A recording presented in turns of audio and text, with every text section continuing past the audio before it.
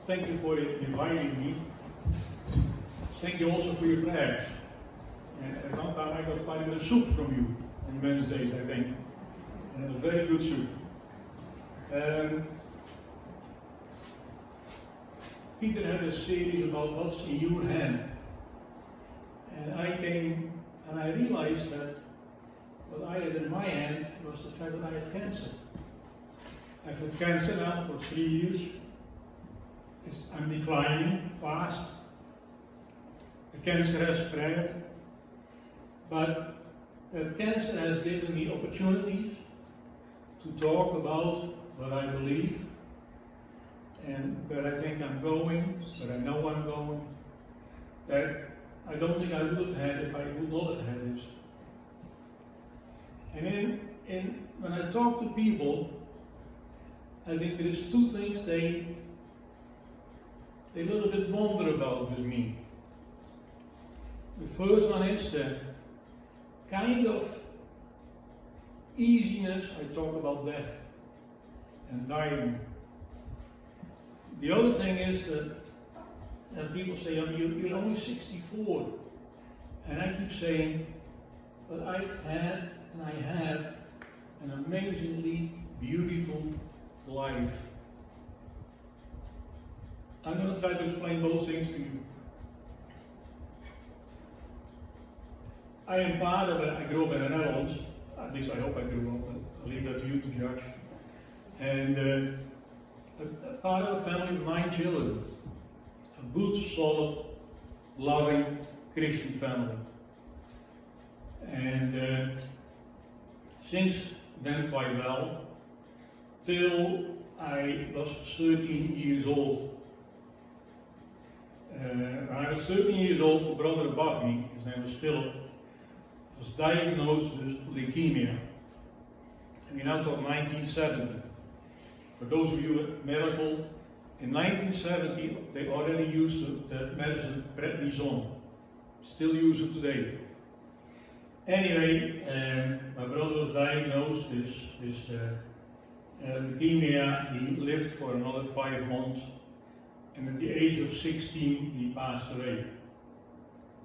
And you got to imagine that a little bit, because at that time I was 13, and my siblings, 8 of us altogether, my parents, we stood there at that grave of such a young life, humanly speaking, such an unfinished life.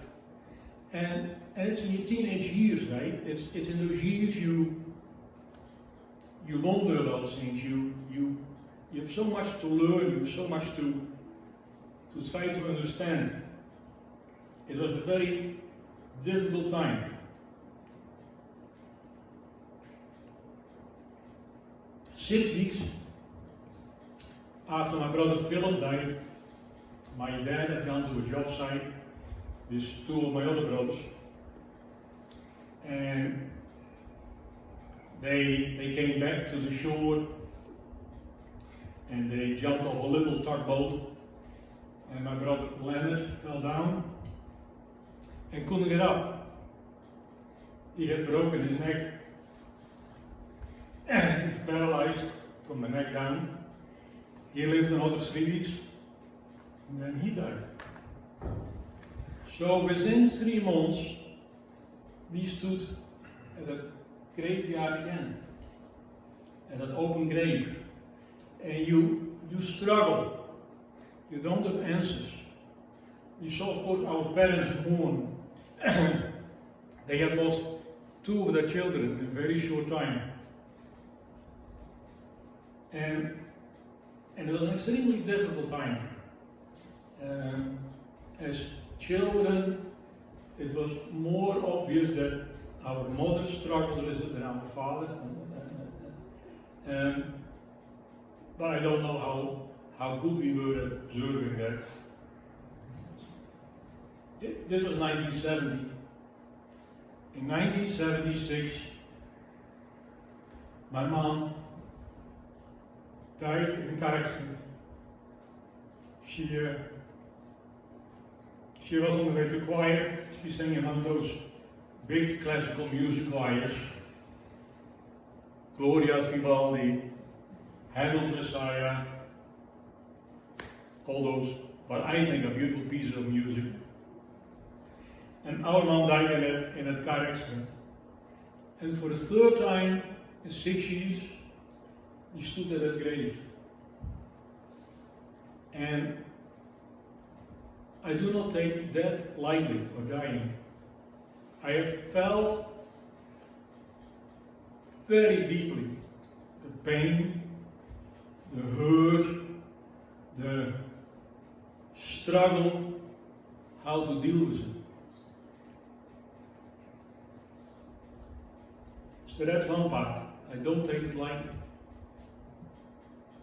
And I think of course about my own death too. I don't do that much longer. And I don't know how the last months will be. I have significantly more pain. I'm on morphine. I have an infection we cannot win. And so I don't know how good or how easy the last period of my life is going to be. The other thing that I keep saying to people is I have and I've had an amazingly beautiful life. I'm not saying I've had an amazingly easy life. I'm saying I've had an amazingly beautiful life. After the death of my mom, I stayed home. I was the oldest one of the children left home. And stayed home. And of course we saw my dad struggle. But had a very strong faith. But then I met Caroline, and at the age of 21, Caroline was 23, much wiser than I was as well, a little older. We bought a farm in Springfield. And looking back after 40 some years, I don't have a clue why we bought that farm. The house was not nice, the barns were not good, the land base was too small. It had an amazing woodlot, but as a Dutch guy, I didn't have a clue about it anyway. It was somebody else who told me that after several years, you have an amazing, beautiful woodlot, that's worth a lot of money. Anyway, we bought a farm in 78, we got married in November of 78, and we moved to Canada in January of 79. And I didn't grow up on a farm. I'm a city boy. The first 10 years of my life we lived in a more rural area, but the second 10 years of my life in the Netherlands, we had a small shopping mall across the road. My mom used to go across the road every day to buy the potatoes and the veggies and the meat for the day, and so I'm a city boy. The first 5 years were tough. I had to learn a lot. I had done agricultural college. I worked on a farm, but there is a huge difference between doing it yourself or working for somebody else. And 365 days a year. That's a bit of a change too. So the first 5 years were tough, and then things started to get better. When we moved to Canada, we became very involved in the Church of Fredericton. And at quite a young age, I was an elder already. I was in that church structure of elders and deacons. And I was an elder. And during that period, we ran into some quite serious issues in the church. And I'm not going to sit here and say that's the only reason, but I had a nervous breakdown. And I cannot quite tell you how to define that, but I can tell you that one cold morning, I was walking to the barn, and the house was here, and the barn was a little bit uphill.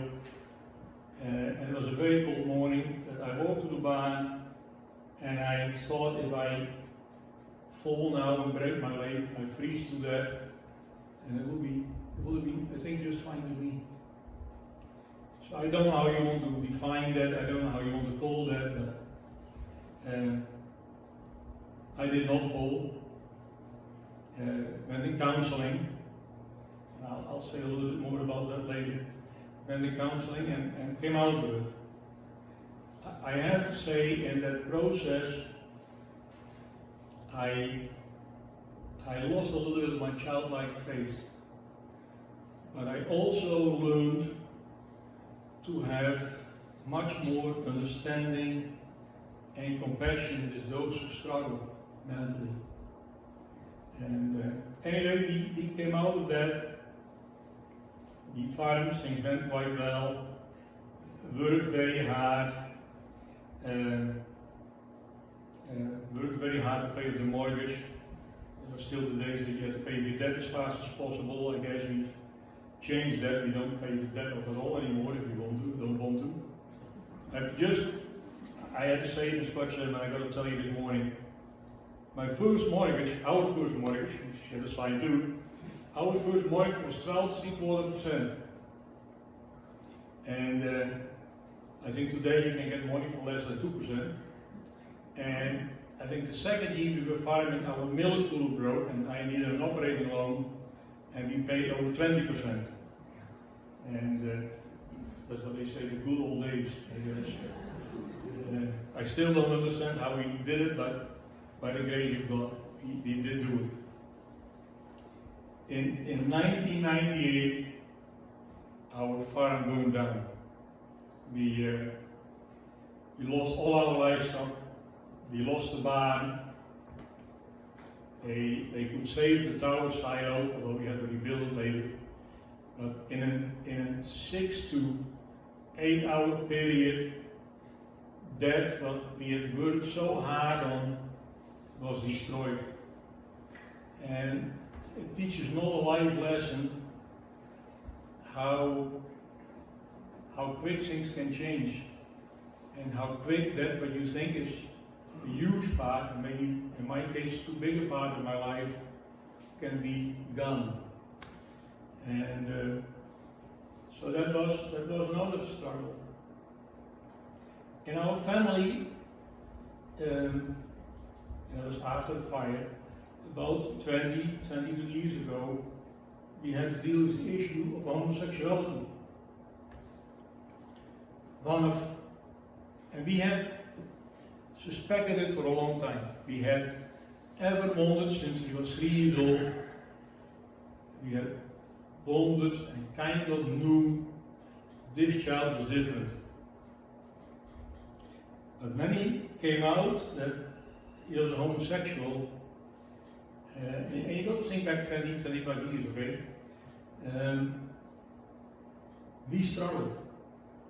We struggled for him because we knew his life wasn't going to be easy. We struggled as mom and dad, what we could do for him.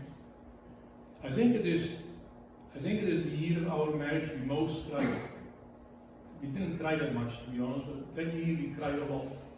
Because we saw our child struggle, we wanted to be there for him, but at the same time, we were raised in a conservative Christian tradition, household, and there were some very outspoken things there about homosexuality. There was also some, in certain literature, there was some things said about,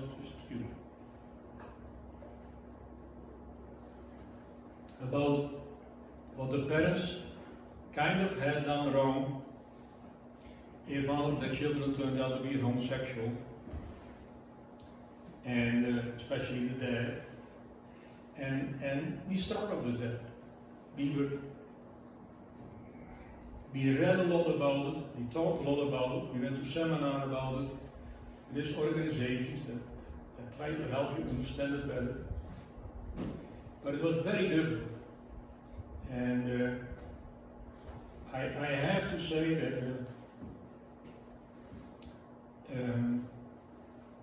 one of the beauties of the service in Scotch Settlement this morning was that our homosexual son was there. And he hasn't come to church with us for a long time. But he came this morning. And I just hope that somehow that seed of our love for God is planted again in his heart. He had to deal with homosexuality, and I think we've come a long ways in understanding it better. But we had to learn a lot too, as mom and dad, as Christians. And then we had this thing of cancer. And at first you really hope for healing. And then I started with colon cancer. It went to my liver. It is now in my lungs and in my bones. I have an infection, which is a losing battle. I just started yesterday my third antibiotic treatment in 2.5 weeks. And I'm declining, I know it. I be very honest with you, I don't pray for healing anymore. I pray for peace. I pray for a peace that I will be able to live that last period of my life in peace, because I know where I'm going. So far, this is Maarten van Oord's story. But I want to change that story. I want to change that, but take the same route we just went together to, you remember that 13-year-old standing at that grave, bewildered, wondering, but especially the congregation he belonged to, the amount of, and the family he had, the amount of support and love and care he received was unbelievable. And when the second brother died, again, we were lifted up by the love of the people. And these were God's people. 6 years later, same story again. It was devastating. I still remember that my mom died on Tuesday evening, that the pastor came, who had been the pastor of the church for some time, and I still hear him say, I don't know what to say. What do you say to a family that where 2 boys died and a mother? But again, maybe not always the same people, but again, as a family, we were taken care of, we were loved, we were shown the love of God in an unbelievable way. I told you about my nervous breakdown. We had to go for professional help. And again, God at work.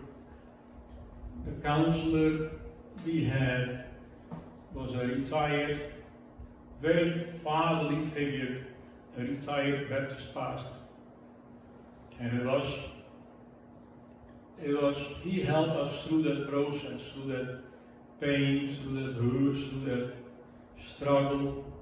And to this day, I am extremely thankful for God bringing him into our lives and guiding us there. The fire, devastating. And we decided to rebuild. But emotionally, and in many other ways, very, very difficult. But again, the support we got was amazing. And I told a little bit of side story this morning, but I don't think it is a side story. The carpenter we hired was a gentleman who normally did renovations and that kind of stuff. And the barn that we built was by far the biggest project he had ever done in his life. And we had done the preparatory work, the gravel and all the stuff. And we had somebody else doing the concrete. And one Sunday afternoon, I saw him drive up the driveway, and he was standing there where we were going to build a barn, and I walked up the hill, and his name is Hubert Perkins. You may know him, he's a Pentecost pastor in Huizen. And anyway, he was standing there and said, Hubert, what are you doing? He says, I'm praying that the Lord will bless this project. So here I stood with the carpenter I hired, and we prayed over the Lord's blessing. And again, the Lord put somebody there that we needed. I think we built a beautiful barn, and he never left the job site till it was all done, till the last nail was in place, and we did it within budget. That's important too. I am Dutch, so and then the issue of the homosexuality. I said some things about that. We are, because if that happens to you, you hear stories, and at the same time that what happened to our son when he came out, we also heard stories where children who came out were kicked out of the house. And the day that our son came out and he had talked with Caroline already, I think he was a little bit more afraid of me. When he told me that he was a homosexual, by the grace of God, I want to make it very clear to you, by the grace of God, I said, son, I love you, and God loves you too. That were not my wise words. That was the Holy Spirit speaking in me. And to this day, I am so thankful that it happened, because we have a very good relationship with him and with his partner, and they have a daughter now. And then the cancer. Cancer is eating away. I'm only 64. I read in one of the Psalms this week. It's about the 70 and the 80. I think it's Psalm 90, some. I'm not going to quite get that, I think. And it's eating away at me. But throughout my life, from the period of a 13-year-old, that 19-year-old, that young couple moving to Canada, that nervous breakdown, that fire, homosexuality, and now every time in those situations, God lifted us up. I often see my life as Psalm 23. God holds my hand when I still can walk myself a little bit. He holds my hand. And when I cannot walk myself anymore, He carries me. And that I have experienced in my whole life. And still to this day, He carries me. Just when we drove here, and I said to Caroline, what I said is Scott Shellerman, was it okay? I said, yeah, but you one thing, if you say you have such an amazingly beautiful life, it's not just that part. I mean, Caroline and I have been together for 42 years, and we've had a few issues in those 42 years. Going to church for me and Scott Shellerman was one of those issues. But we've had a good marriage. We've been blessed with 5 children. We have a good relationship with our children, with their partners, with grandchildren. We've been blessed in many ways. And I can honestly say that I've had an amazingly beautiful life. I'm almost done. That God that took care of the 13-year-old and the whole story, you know by now, took me, has every time said to me, I love you. I'm here for you. That God says exactly the same thing to each one of you. He says, to each one of you, I love you. I'm here for you. Thank you very much.